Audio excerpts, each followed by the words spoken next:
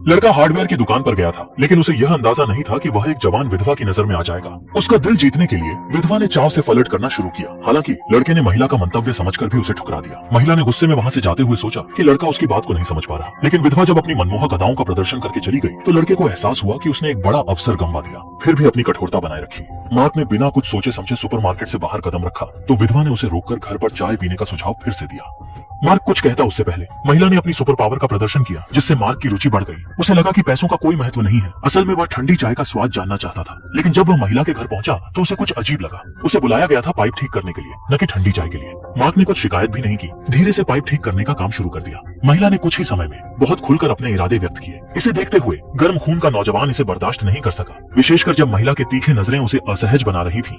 वह दरवाजे के पास आया और खुद को शांत करने की कोशिश की। सोचने के बाद उसने मदद करने का फैसला किया। इस दोपहर के समय लड़के ने किचन और लिविंग रूम ठीक कर दिए, लेकिन यह सब महिला का जाल था, जिससे पता चला कि वह उसकी जान लेने वाली है। लड़के का नाम मार्क था। वह एक प्रतिष्ठित विश्वविद्यालय का हाल का ग्रेजुएट है। एक दोपहर की मेहनत के बाद मार्क जब घर वापस आया, उसकी माँ ने पूछा कि वह कहाँ था, और मार्क ने सच नहीं बताया, बस कुछ बहाना बना दिया। लेकिन रात को उसकी माँ ने कुछ गलत महसूस किया, जैसे कि मार्क हर बार घर से निकलते समय अच्छी तरह से तैयार होता है और उसे हमेशा एक शानदार कार से महिला ले जाती थी। हालांकि उसकी माँ के मन में कई सवाल थे, उसने ज्यादा नहीं सोचा। महिला का नाम लीना था। वह स्थानीय रूप से प्रसिद्ध अमीर महिला थी। उसने मार्क को बताया कि उसे एक निवेशक खोजने में मदद करेगी। यह सुनकर मार्क बहुत खुश हो गया। उसने खुद को करोड़पति होने के सपने देखे। मार्क अपनी आजादी के लिए काफी मेहनती भी था। अक्सर लीना के साथ पहाड़ी पर वाले विला में योजना पर काम करता।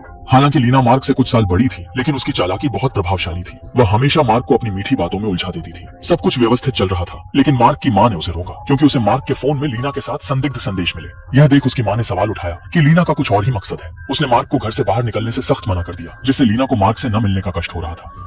यहाँ तक कि उसने रात को मार्क के घर आकर सबको हैरान कर दिया। उसकी माँ लीना की इतनी हिम्मत देखकर अचंभित हो गई, लेकिन उसने समझ लिया कि लीना का कुछ गुप्त इरादा है। शिष्टाचार के कारण उसने लीना को रात का खाना खाने के लिए रुकने दिया, लेकिन डिनर के दौरान उसकी माँ ने साफ साफ कहा कि मार्क अभी छोटा है, उसे अपनी पढ़ाई पर ध्यान देना चाहिए और अंदर लीना के साथ लगे रहना सही नहीं है। लेकिन लीना का जवाब बहुत स्पष्ट था। उसने कहा कि मार्क किसी भी दृष्टिकोण से छोटा नहीं है और वह अपने संबंध की मदद से मार्क को करियर में सफलता दिला सकती है।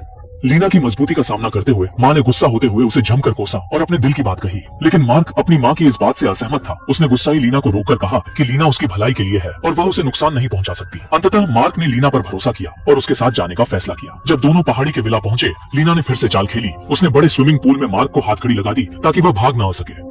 अगली सुबह दोनों ने शानदार रातें बिताई और मार्क की माँ भी विला पहुंच गई। अपने बेटे को सुरक्षित घर लाने की कोशिश में फिर से जोरदार बहस हुई। लीना के छिपे इरादों को महसूस कर वह उसे आसानी से नहीं छोड़ना चाहती थी, लेकिन मार्क बेहतरीन स्वेटिंग असेंबली में बिना ध्यान नहीं दे रहा था कि उसकी माँ बाहर मार्कनी कर रही थी। आशा नहीं कि उसकी माँ वहीं थी, हाथ में पिस्टल छुपाई थी इसके नीचे।